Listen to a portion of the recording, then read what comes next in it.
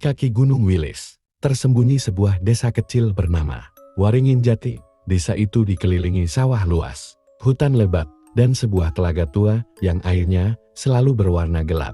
Warga menyebutnya Telaga Keramat. Konon, di dasar telaga bersemayam roh penunggu yang menjaga desa sejak ratusan tahun lalu.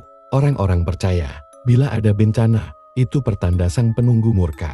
Di desa itu, tinggal seorang gadis bernama Sekar Ayu, berusia 17 tahun. Ia anak semata wayang dari Pak Wirya, seorang petani miskin yang hidup sederhana. Wajah Sekar Ayu jelita, matanya teduh, tutur katanya lembut. Meski serba kekurangan, ia disukai banyak orang karena kerajinannya membantu warga dan kesabaran dalam menghadapi hidup. Namun, belakangan ini ada kegelisahan yang tak bisa ia sembunyikan. Hampir setiap malam, Sekar Ayu bermimpi buruk. Ia melihat air telaga yang bergejolak, mendengar suara tangisan perempuan, dan bayangan hitam menyerupai tangan raksasa hendak merenggut tubuhnya. Saat terbangun, tubuhnya selalu dingin penuh peluh. Mimpi itu ia simpan sendiri. Hanya Laras, sahabat karibnya, yang mengetahui ketakutannya. Laras berusaha menenangkan, tetapi hatinya ikut cemas. Musim panen tiba, namun hasil padi mengecewakan. Ternak-ternak mati mendadak, dan beberapa anak jatuh sakit tanpa sebab jelas. Warga resah, keyakinan lama kembali mencuat. Roh telaga marah. Dalam pertemuan di balai desa, mereka memohon petunjuk pada Ki Jaya, dukun yang disegani. Tubuhnya tinggi kurus, sorot matanya tajam penuh wibawa. Dengan suara berat, Ki Jaya berkata, "Kesialan ini terjadi karena kita lalai memberi penghormatan. Telaga Keramat menuntut persembahan, bukan sesaji biasa, melainkan tumbal seorang perawan suci." Suasana balai desa mendadak hening. Warga saling pandang, beberapa menunduk, yang lain berbisik ketakutan. Kata-kata itu menancap dalam hati mereka seperti kutukan. Dan sejak hari itu, bayang-bayang tumbal keramat mulai menghantui setiap keluarga, termasuk Sekar Ayu yang tak mengerti bahwa hidupnya pelan-pelan sedang diarahkan menuju jalan tragis. Warga berkumpul di balai desa, wajah-wajah mereka penuh kecemasan. Kabar gagal panen dan kematian ternak menyebar cepat, dan setiap orang menunggu jawaban dari Ki Jaya. Di hadapan sesaji berupa kepala ayam, dupa yang mengapun, dan kendi berisi air telaga. Ki Jaya duduk bersila. Mantranya dilantunkan dalam bahasa kuno yang tak semua orang mengerti. Warga berdesakan menyaksikan. Sebagian menunduk, sebagian lagi gemetar. Di sudut ruangan, Pak Wirya memeluk erat bahu anaknya, Sekar Ayu, yang terlihat pucat. Asap dupa semakin pekat. Ki Jaya membuka matanya. Suaranya berat, menggelegar. "Aku telah mendengar suara dari Telaga Keramat. Penunggu meminta tumbal seorang perawan suci, dan nama yang dipilih adalah Sekar Ayu." Balai desa seketika sunyi. Warga saling berpandangan, ada yang menarik napas keras, ada yang langsung berucap astagfirullah. Sekar Ayu menolak pada ayahnya, tubuhnya gemetar, air matanya menetes tanpa ia sadari. "Tidak, bukan anak saya." Suara Pak Wirya pecah. "Sekar masih muda. Dia satu-satunya keluarga saya." Ki Jaya menatapnya dingin. "Ini bukan kehendak saya. Wiryang ini titah penunggu telaga. Jika kau menolak, bencana akan menimpa kita semua. Apakah kau rela seluruh desa binasa hanya karena kau ingin melindungi anakmu?" Ucapan itu membuat warga berbisik-bisik. Tekanan semakin kuat. Pak Wirya jatuh terduduk. Wajahnya pucat pasi. Sekar Ayu memeluk ayahnya, menangis pilu. Tiba-tiba, Laras maju ke tengah kerumunan. Dengan suara lantang ia berseru, "Ini tidak masuk akal. Kenapa selalu ada korban perempuan yang disebut pilihan telaga? Dari mana kita tahu ini benar-benar suara penunggu, bukan tipu daya manusia?" Suasana mendidih. Beberapa warga menatap Laras dengan marah, menganggapnya lancang. Ki Jaya menyipitkan mata, sorotnya tajam. "Anak muda, jangan main-main dengan hal gaib. Kalau kau meragukan titah penunggu, berarti kau siap menanggung kutukannya sendiri." Laras menggertakkan giginya, tapi suaranya sedikit bergetar. "Aku tidak takut." Sekar Ayu menatap sahabatnya dengan mata berkaca-kaca. Hanya Laras yang berani melawan arus. Tapi ia tahu suara seorang gadis tak akan mampu mengalahkan keyakinan seluruh desa. Malam itu, warga pulang dengan wajah suram. Keputusan telah dibuat. Sekar Ayu ditetapkan sebagai tumbal keramat. Pak Wirya menangis dalam diam, tak sanggup membayangkan kehilangan anaknya. Di luar balai desa, Laras menggenggam tangan Sekar Ayu. "Aku janji, Sekar, Aku tidak akan biarkan kau mati sia-sia. Akan kucari kebenaran tentang semua ini. Namun, di kejauhan, Ki Jaya berdiri menatap mereka berdua. Senyum tipis tersungging di bibirnya. Senyum yang menyimpan rahasia kelam tentang tumbal-tumbal sebelumnya.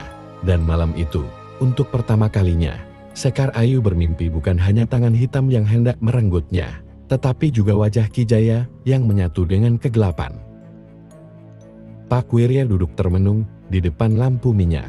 Wajahnya pucat, matanya merah. Sejak pengumuman Ki Jaya, hatinya seperti direnggut keluar dari dada. Di bilik dalam, Sekar Ayu terbaring. Air matanya belum kering. Sesekali ia terisak, lalu terdiam. Lalu kembali menangis pelan, agar tidak terdengar ayahnya. Ia berusaha tegar, tapi di balik wajah pasrah, ada ketakutan yang tak bisa ia sembunyikan. Pak Wirya masuk ke bilik, duduk di sisi ranjang. Dengan tangan bergetar, ia mengusap rambut anaknya. Maafkan Bapak, Nang. Seandainya ibumu masih ada, mungkin Bapak lebih kuat. Tapi kini, hanya kau yang Bapak punya. Sekar menggenggam tangan ayahnya erat. Aku tidak ingin ayah disalahkan warga. Jika ini sudah takdirku, biarlah aku yang menanggungnya. Suaranya lirih, tapi matanya penuh duka. Pak Wirya menunduk, air matanya jatuh di punggung tangan putrinya. Ia tahu kata-kata itu lahir dari kepasrahan, bukan dari keberanian. Tapi apa daya, menolak berarti ia akan diasingkan, bahkan mungkin dihukum warga. Ia lemah, terhimpit antara cinta pada anak dan tekanan adat. Sementara itu, di rumah panggung tua di ujung desa, Laras gelisah. Ia tidak bisa menerima keputusan Ki Jaya dengan nekat. Ia mendatangi seorang tua yang jarang dipedulikan orang Mbah Rawing. Warga menganggapnya gila, karena sering berbicara sendiri di tepi telaga. Ketika Laras datang, Mbah Rawing duduk bersila di beranda. Matanya kosong menatap bulan. Kau datang karena temanmu, bukan tanda tanya. Katanya tiba-tiba, seakan tahu tujuan kedatangan Laras. Laras terkejut, lalu mengangguk. Mbah, tolong aku. Sekar tidak bersalah. Dia tidak boleh jadi korban. Mbah Rawing menarik napas panjang. Dengarkan baik-baik. Sejak dulu, bukan telaga yang meminta tumbal. Yang haus darah hanyalah manusia Ki Jaya.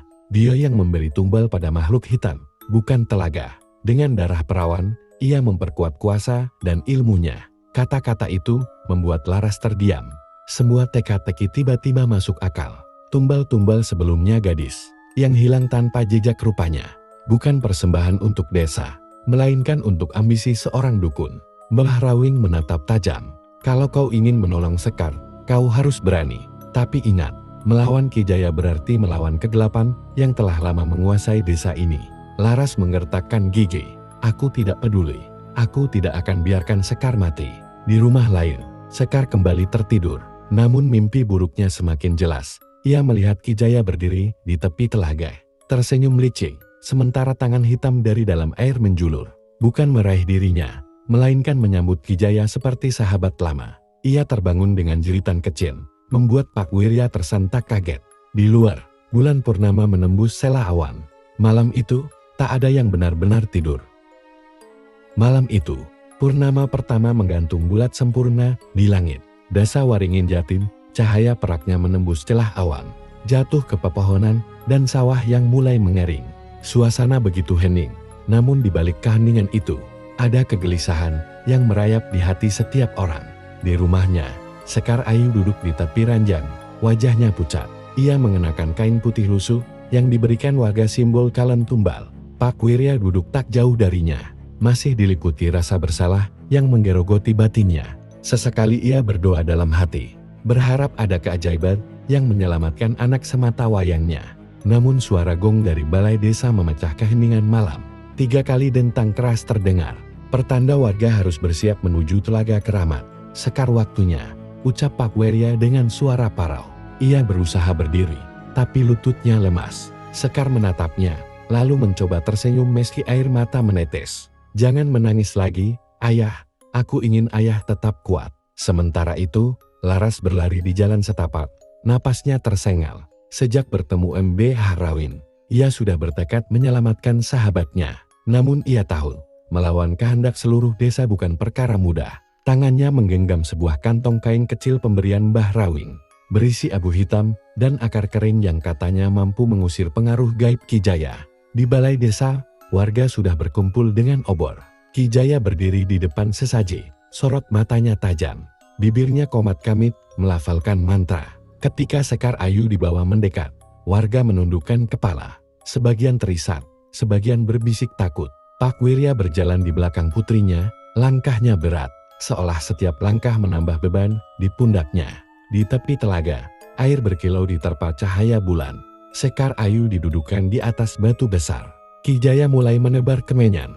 Asapnya menebal dan berputar aneh, seperti membentuk wajah hitam yang melayang di udara. Tiba-tiba, dari tengah kerumunan, Laras berteriak lantang, "Berhenti! Ini bukan titah penunggu telaga. Ini hanya tipu daya Ki Jaya." Semua orang terkejut.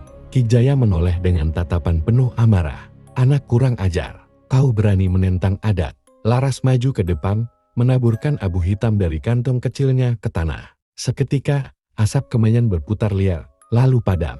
Warga bergumam panik, sebagian mundur ketakutan. Sekar Ayu menatap sahabatnya dengan harapan baru. Namun Ki Jaya tak kehilangan kendali. Ia merentangkan tangan, membaca mantra lebih keras. Angin tiba-tiba bertiup kencang, membuat obor warga padam satu persatu. Dari permukaan telaga, muncul gelembung besar. Lalu terdengar suara gemuruh menyeramkan. "Lihatlah, penunggu marah karena gangguan anak ini," teriak Ki Jaya.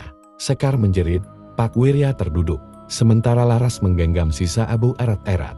Ia tahu ini baru permulaan. Di bawah cahaya bulan, dari dalam air, bayangan hitam mulai menjulur ke permukaan. Malam purnama pertama telah memanggil sesuatu dari telaga. Sesuatu yang haus darah. Angin malam berhembus kencang, membuat api obor warga padam satu persatu. Hanya cahaya purnama yang menyoroti permukaan telaga. Kini beriak hebat seolah sedang bergolak dari dalam. Sekar Ayu duduk membeku di atas batu besar. Tubuhnya gemetar hebat. Pak Wirya berusaha mendekap putrinya. Namun kakinya seakan terpaku oleh rasa takut yang melumpuhkan. "Lihatlah," teriak Ki Jaya, menunjuk ke tengah telaga. "Penunggu telah bangkit." Ia menuntut darah. Suara gemuruh terdengar. Gelembung-gelembung besar pecah ke permukaan.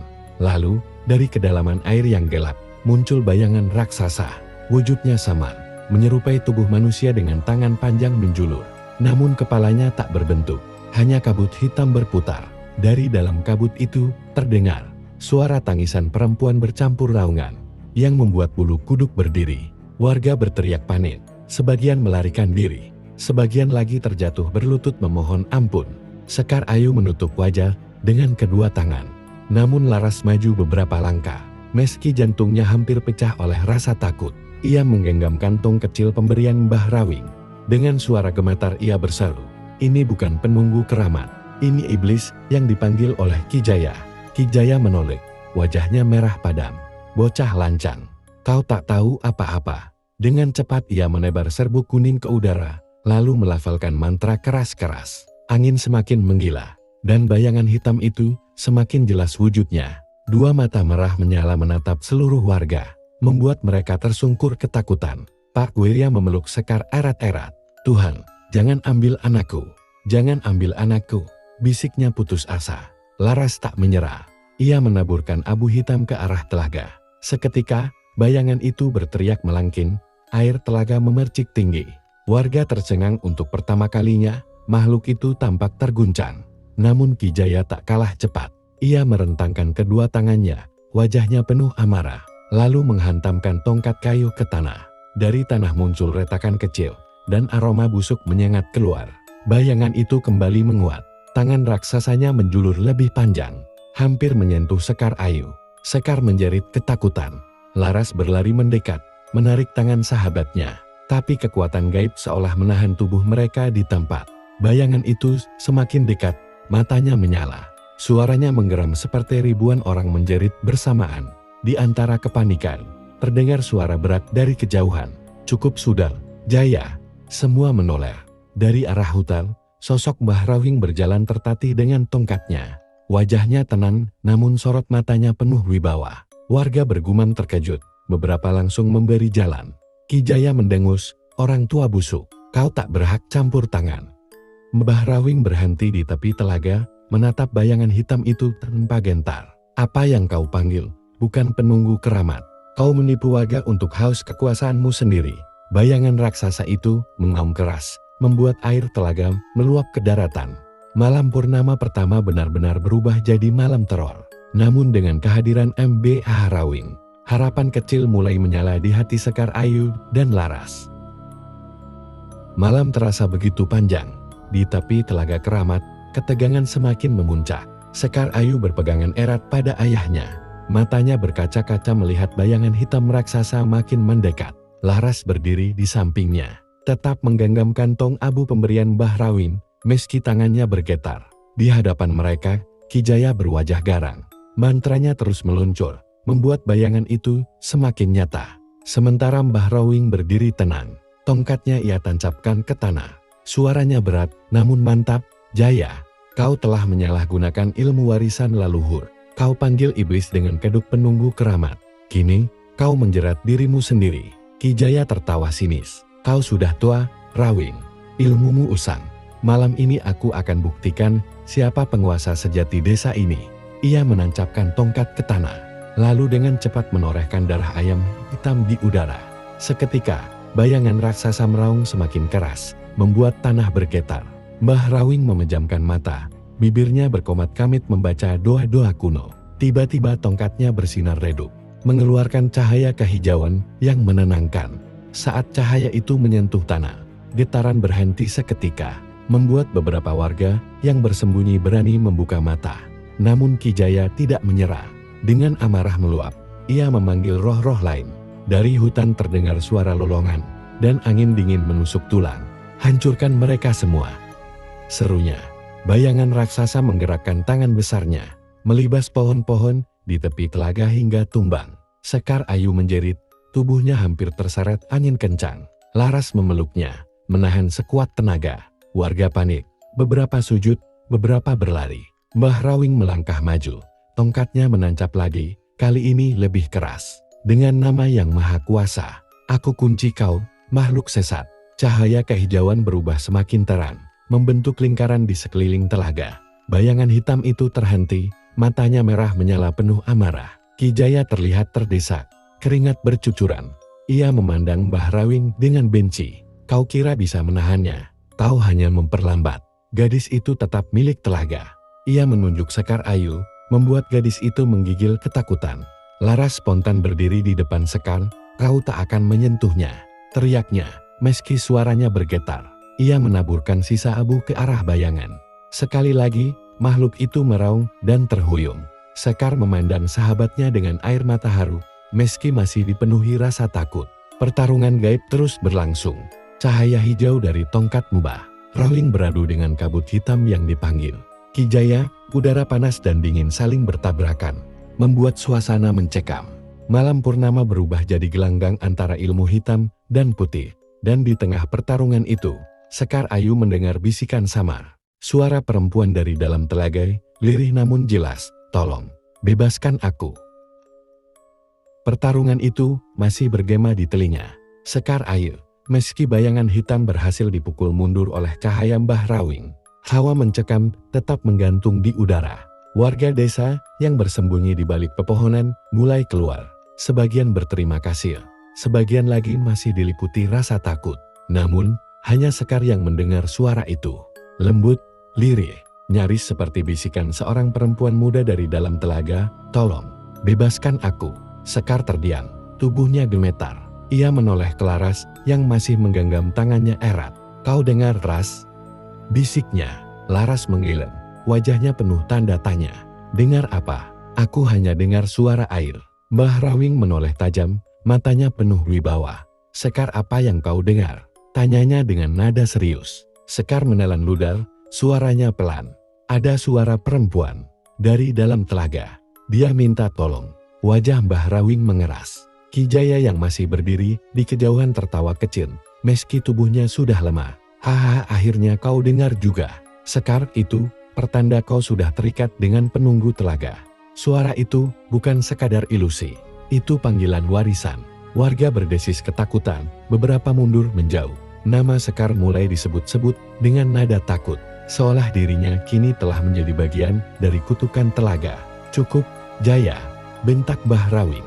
Ia menghentakkan tongkatnya ke tanah, membuat Ki Jaya terhuyung. Tapi sebelum bisa ditangkap, Ki Jaya melarikan diri ke hutan dengan tawa yang menggema, meninggalkan rasa cemas di hati semua orang. Sekar memeluk Laras erat-erat, air matanya jatuh. Apa aku akan jadi tumbal keras? Suara itu begitu nyata. Laras menepuk bahunya. Aku tak akan biarkan itu terjadi. Kita akan cari tahu apa sebenarnya rahasia telaga ini. Mbah Rawing menatap keduanya lama. Kalian berdua, jangan pernah dekati telaga sendirian.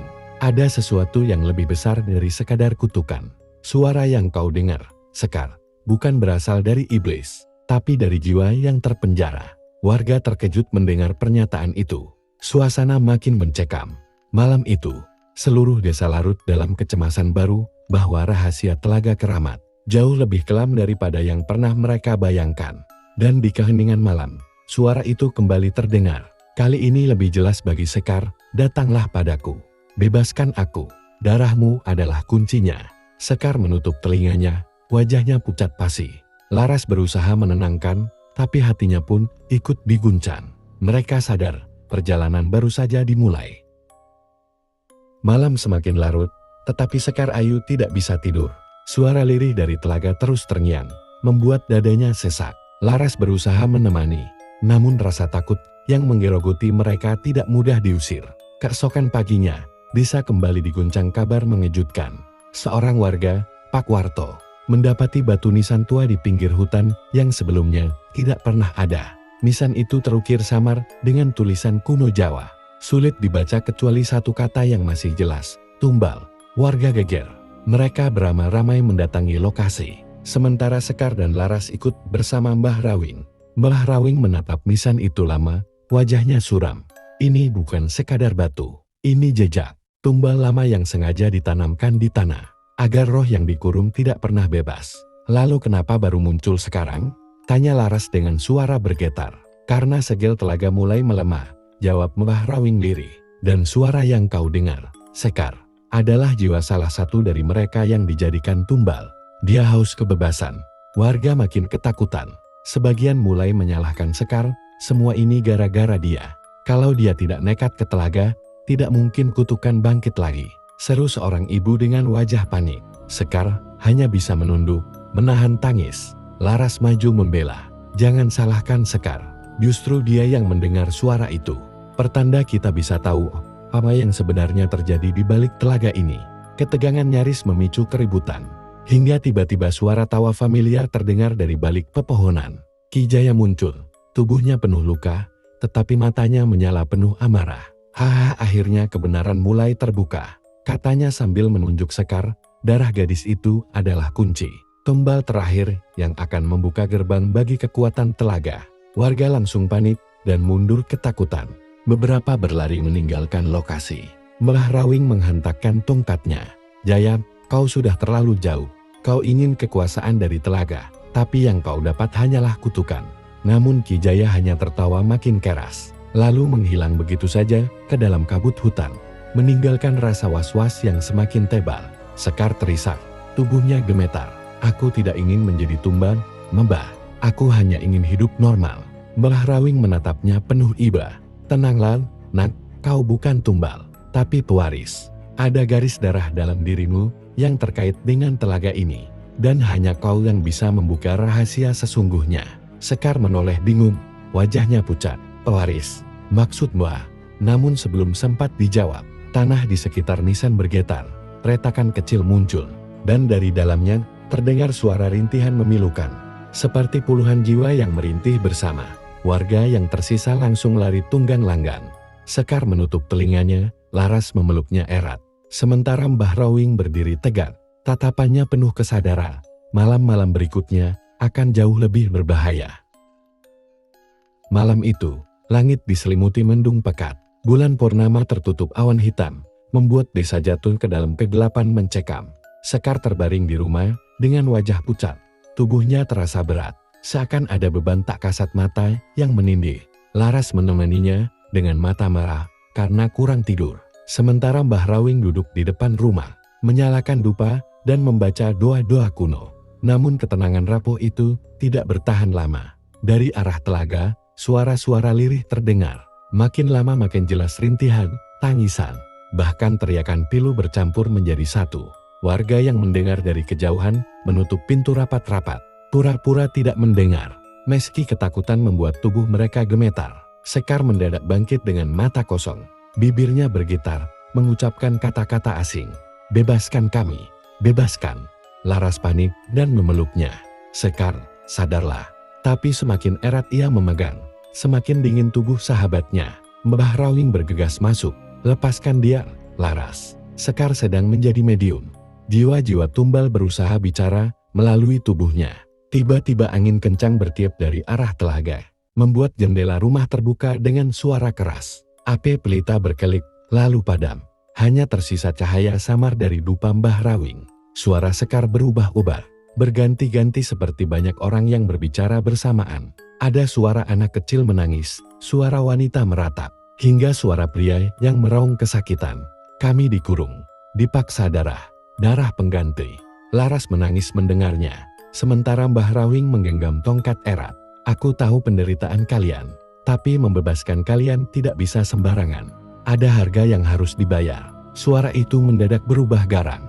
Harga itu adalah dia. Tubuh Sekar tiba-tiba terhentak. Matanya menatap tajam pada Laras, seolah ada sesuatu yang mencoba menguasainya sepenuhnya. Laras terkejut dan mundur. Air matanya mengalir deras. "Tidak, jangan ambil Sekar. Ambil aku saja kalau perlu," teriaknya. Namun Mbah Rawing segera menepuk lantai kayu dengan tongkatnya 3 kali. "Cukup, kalian tak bisa seenaknya memilih tumbal baru. Segel telaga belum hancur sepenuhnya. Dan selama aku hidup, kalian takkan bebas begitu saja." Sekar terhempas ke lantai, pingsan. Suasana hening sejenak. Hanya angin malam yang berdesir di sela pepohonan. Tapi sebelum mereka bisa bernapas lega, dari luar rumah terdengar suara langkah kaki berat, disertai aroma anyir darah yang menusuk. Mbah Rawing tahu, itu bukan manusia biasa. Pintu rumah berderak, seolah ada yang mencoba mendobrak masuk. Laras memeluk tubuh Sekar erat, sementara Mbah Rawing berdiri tegak menghadang. Dari celah pintu, tampak bayangan tinggi dengan mata merah menyala. Suara beratnya bergema, membuat darah membeku. Waktunya sudah dekat. Segel akan runtuh, tumbal harus jatuh. Pintu pun terbuka lebar, dan sosok menyeramkan itu melangkah masuk, menandai awal teror malam yang belum pernah dirasakan warga desa sebelumnya. Malam setelah kejadian itu, desa benar-benar diliputi ketegangan. Warga memilih bersembunyi di rumah. Bahkan ayam jantan yang biasanya berkokok pun seakan bungkam. Hanya suara jangkrik yang terdengar, bercampur dengan desir angin dari arah telaga. Sekar masih lemah. Tubuhnya sering tiba-tiba dingin, lalu panas. Seperti ada sesuatu yang terus berusaha menembus dinding raganya. Laras duduk di sisinya, enggan beranjak. Sementara itu, Mbah Rawing termenung di serambi rumah, menggenggam kitab tua yang sudah lusuh, seolah sedang menimbang sesuatu yang berat. Akhirnya ia berkata pelan, namun penuh tekanan. "Sudah saatnya kalian tahu tentang garis darah yang mengikat kutukan ini." Laras menoleh dengan mata bengkak karena tangis. "Apa maksudnya, Mbah?" Mbah Rawing menarik napas panjang. Kutukan telaga tidak hanya tentang tumbal. Ada darah yang menutup dan mengikat segel itu. Darah dari keluarga penjaga, pewaris sejak ratusan tahun lalu. Dan darah itu ada pada kalian. Sekar yang setengah sadar terbangun, suaranya parau. "Pewaris, maksud Mbah siapa?" Mbah Rawing menatap mereka satu persatu, lalu akhirnya jatuh pada Laras. "Laras, kakek buyutmu adalah bagian dari penjaga pertama telaga. Darahmu adalah kunci. Jika darah pewaris jatuh di telaga, segel bisa terbuka atau menguat tergantung pilihanmu." Laras terdiam, wajahnya pucat pasi. "Tidak mungkin. Ibu tidak pernah bilang apa-apa. Karena ini rahasia yang sengaja disembunyikan," jawab Mbah Rawing. "Tapi sekarang roh-roh tumbal sudah mencium keberadaanmu. Mereka akan terus mendekat, memaksa darahmu jadi persembahan." Suasana makin mencekam ketika tiba-tiba pintu rumah bergetar lagi. Bukan sekadar angin, tapi benar-benar dihantam dari luar. Sekar menjerit, tubuhnya melengkung ke atas, matanya membelalak. Suara-suara banyak orang kembali keluar dari mulutnya. "Darah itu, darah pewaris. Bebaskan kami." Laras menutup telinganya, air mata deras mengalir. "Kenapa harus aku?" Mbah Rawing menggenggam bahunya kuat-kuat. Karena hanya kau yang bisa memilih. Jika kau menyerahkan darahmu, Segel akan hancur, roh-roh bebas, desa binasa. Tapi jika kau ikhlas menanggung luka, darahmu bisa menguatkan Segel lagi. Meski nyawamu jadi taruhan. Kata-kata itu menusuk hati Laras. Sekar meraih tangannya, walau lemah. Jangan, Laras. Jangan korbankan dirimu. Namun sebelum mereka sempat berbicara lebih jauh, tiba-tiba suara guntur menggema. Dari telaga, cahaya merah kehitaman menjulang ke langit. Suara tawa menyeramkan terdengar, bercampur dengan jeritan yang memilukan. Mbah Rawing berdiri dengan wajah tegang. Mereka sudah mulai merobek Segel dari dalam. Waktumu tidak banyak. Laras, kau harus segera menentukan pilihan. Laras menatap telaga dari kejauhan dengan tubuh gemetar. Kini ia sadar, nasib seluruh desa benar-benar berada di tangannya. Langit di telaga semakin memerah, seakan terbakar dari dalam bumi. Kilatan petir sesekali menyambar, menerangi siluet wajah-wajah arwah tumbal yang menjerit-jerit dari balik kabut. Di dalam rumah, Laras bergetar hebat, tatapan matanya kosong, seolah jiwanya tercerabut antara dua pilihan yang sama-sama mengerikan. Sekar, yang masih lemah, berusaha meraih tangan adiknya. Jangan, Laras, jangan lakukan itu. Biarkan aku yang menanggung. Tapi Mbah Rawing menggeleng tegas, tidak. Darahmu tidak memiliki ikatan Segel itu. Sekar, hanya darah Laras yang mampu menguatkan atau menghancurkan kutukan. Ia adalah pewaris terakhir. Laras menunduk, air matanya jatuh membasahi lantai. Suara-suara dari luar rumah semakin jelas. Beri kami darah itu. Bebaskan kami. Kami ingin keluar. Sekar menangis. Kau tidak harus mengorbankan dirimu. Pasti ada jalan lain. Namun Mbah Rawing tahu, jalan lain sudah tertutup. Suara retakan terdengar dari arah telaga. Air berputar, membentuk pusaran besar. Dan dari dalamnya muncul sosok hitam tinggi, dengan mata merah menyala. Dialah arwah paling tua, pemimpin para tumbal, yang selama ini terikat Segel. Dengan suara berat dan bergaung, sosok itu berkata, garis darah penjaga, serahkan tubuhmu padaku, dan aku akan membebaskan semua roh yang terikat. Jika tidak, maka darahmu akan kucuri dengan paksa. Laras menutup wajahnya dengan kedua tangan, tubuhnya gemetar hebat. Ingatan masa kecilnya berkelebat, ketika ibunya pernah melarang mendekati telaga, ketika ayahnya sering berdoa sambil menatap ke arah air. Semua kini masuk akal. Ia berdiri perlahan, meski lututnya goyah. Kalau memang darahku adalah kunci, suaranya bergetar, maka biarlah aku sendiri yang menentukan. Sekar berteriak, tidak, Laras. Tapi adiknya sudah berjalan keluar rumah. Mbah Rawing mengikutinya dengan langkah berat. Tahu inilah puncak takdir yang tak bisa dihindari. Di tepi telaga, Laras menatap pusaran merah yang semakin liar. Sosok-sosok arwah menjerit di dalamnya, memohon kebebasan. Ia menggenggam sebilah keris pusaka yang diberikan Mbah Rawing. Dengan darahku, bisiknya, aku memilih. Tiba-tiba kilat menyambar. Laras mengangkat keris, menatap langit seakan mencari jawaban terakhir. Sekar menjerit memanggil namanya, tapi suaranya tenggelam dalam riuh badai. Pisau itu mendekat ke pergelangan tangannya. Saat ujung keris menyentuh kulit, seketika angin kencang berputar, menyedot daun-daun, batu, bahkan tanah ke arah telaga. Arwah-arwah tumbal meronta semakin keras. Jeritan mereka menusuk telinga.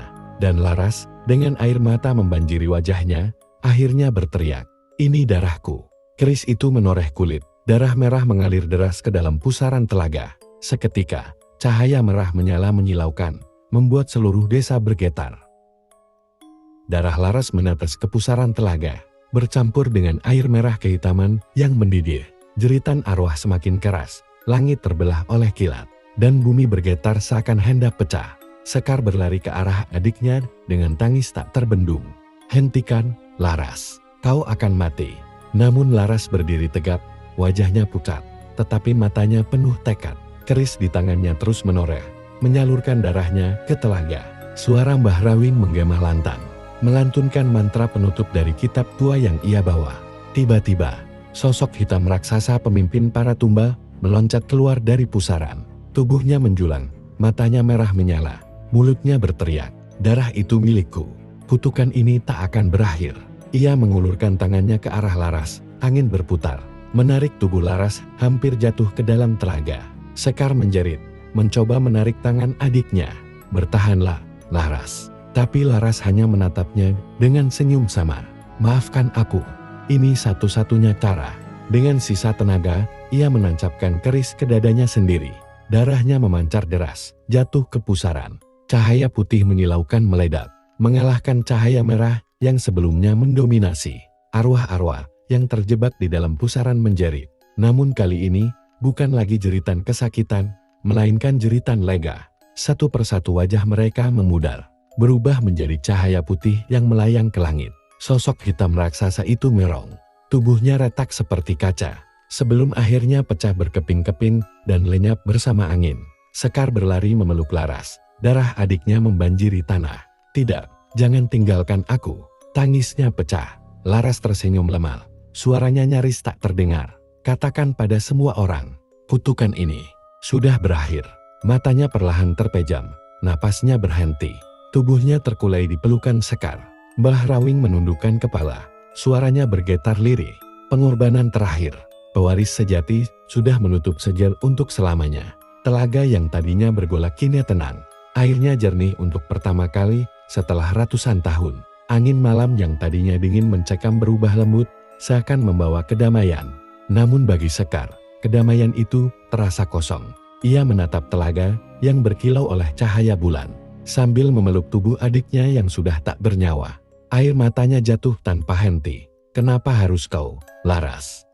Bisiknya. Desa kembali aman, tetapi dengan harga yang mahal. Legenda tentang telaga darah kini berakhir, ditutup dengan pengorbanan terakhir sang pewaris. Dan setiap kali bulan purnama tiba, warga desa percaya mereka masih bisa melihat cahaya putih samar melayang di atas telaga, sebuah tanda bahwa roh Laras berjaga, memastikan kutukan itu tidak pernah kembali.